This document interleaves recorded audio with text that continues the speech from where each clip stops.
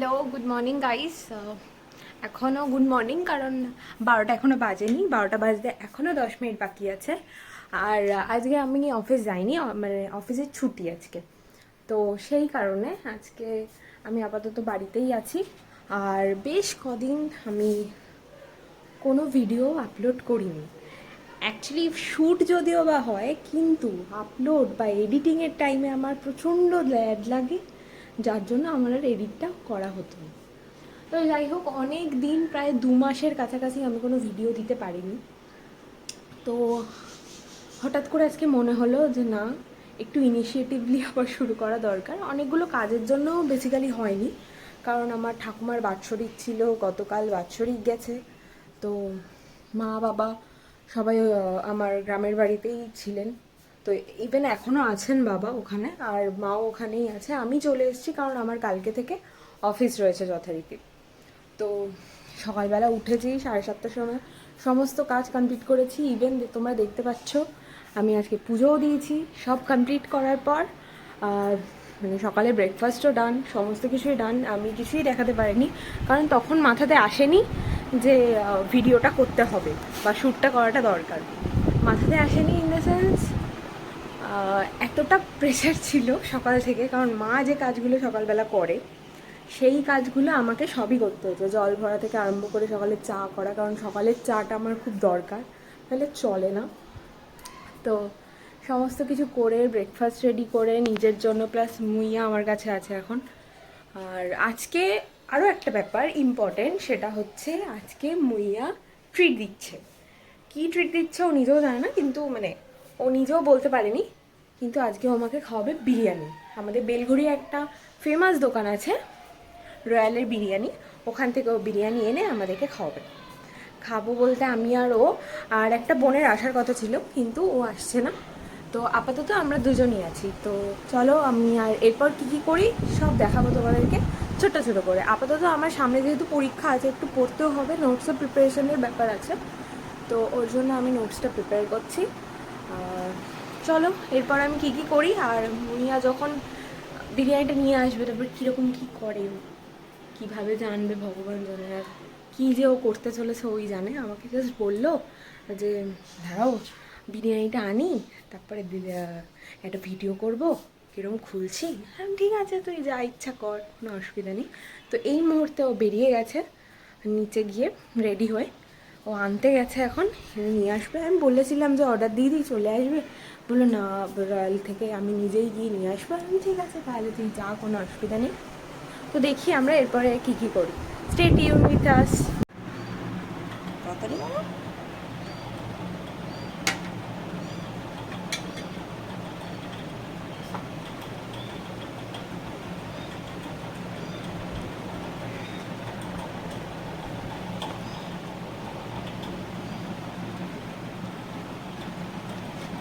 ওটা করতে হবে।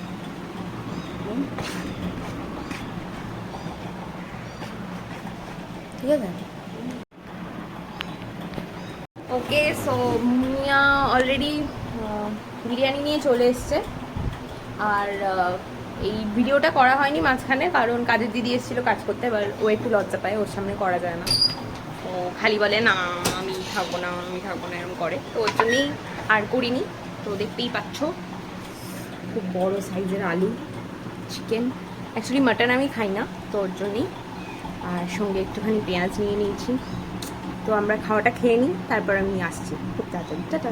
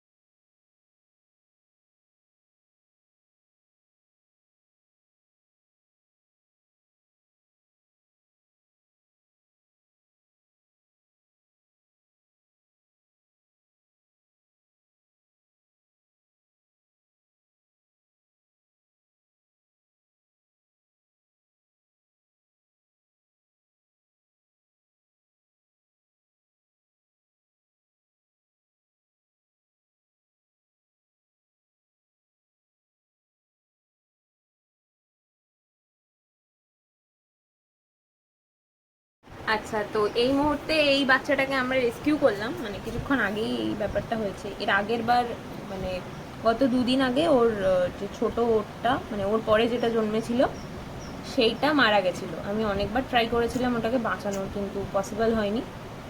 বারবার কাক এসে মেরে দিয়েছে, আর ওর মাও খাওয়াচ্ছে না এই বাচ্চাটাকে, ওর মা খাওয়াচ্ছে না, দূরে সরে রয়েছে। তো সারাদিন আজকেও কাঁদছিল। এবার আমি ভাবছি যে একবার না একবার অন্তত ওর মা যাবে, গিয়ে ওকে খাওয়াবে। বাট যতবারই ওর কাছে যাচ্ছি দেখছি যে ওর মা ওর কাছে যাচ্ছে না। তো বাধ্য হয়ে ওকে আমরা নিয়ে এলাম, এক্ষুনি দুধ খাইয়েছি ওকে।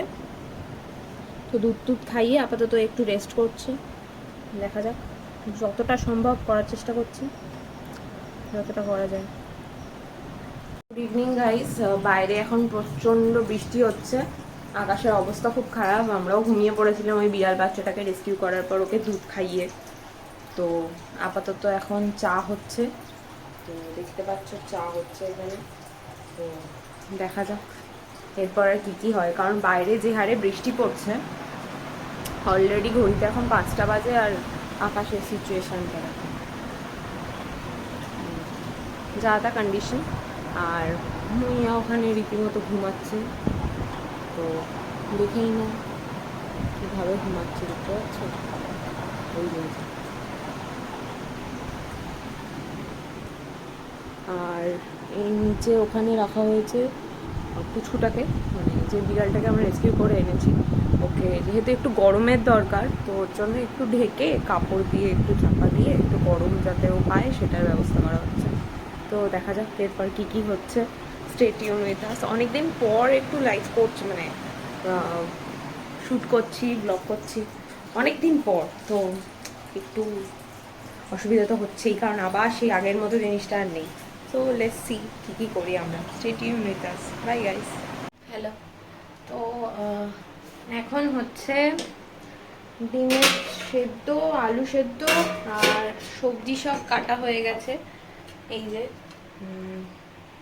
টমেটোটা বাকি আছে, আলু টালু তো আমি সেদ্ধতেই বসিয়ে দিয়েছি। আর মা আসছে, তো ওর জন্য আমি সব রান্নাবান্না, মানে যাবতীয় যা মা রাত্রিরে খাবে বা আমরা সবাই রাত্রিরে খাবো তার রান্নাটা আমি করে রাখছি। তো এখন ঘড়িতে একটু তাড়াতাড়ি শুরু করে দিয়েছি, 6টা 10। তো তাড়াতাড়ি করছি কারণ আমার পড়াশোনা আছে, একটু কাজও আছে, এডিটিংয়ের কাজ নিয়েও বসতে হবে। এডিটিংগুলো একদমই করা হচ্ছে না। ইভেন আমার আউটডোরের ব্লগ, মানে আউটডোর শ্যুটটা হয়েছিল অগস্ট মাসে, সেটারও আমি কোনো এডিটিং করতে পারিনি। আমার সন্ধ্যে দেওয়াও হয়ে গেছে, অলরেডি ডান, সব ক্লিয়ার। তো চা ফা সবই খেয়ে নিয়েছি, যেহেতু বাইরে বৃষ্টি পড়ছিল তো মাঝখানে একটু স্কিপ হয়েছে। আর আমি একাই তখন ছিলাম, ওর জন্যই আমি অনেকটা স্কিপ করে গেছি, শ্যুট করতে পারিনি। তো অলরেডি রান্না করতে গিয়ে ঘেমে একাকার হয়ে গেছি, তারপরে ভাবলাম যে না একটুখানি শ্যুটটা করেই নিই। তো সেজন্যেই এখন একটুখানি দেখিয়ে দিলাম কী কী করছি, এরপর দেখতে থাকুন আর কী কী করি।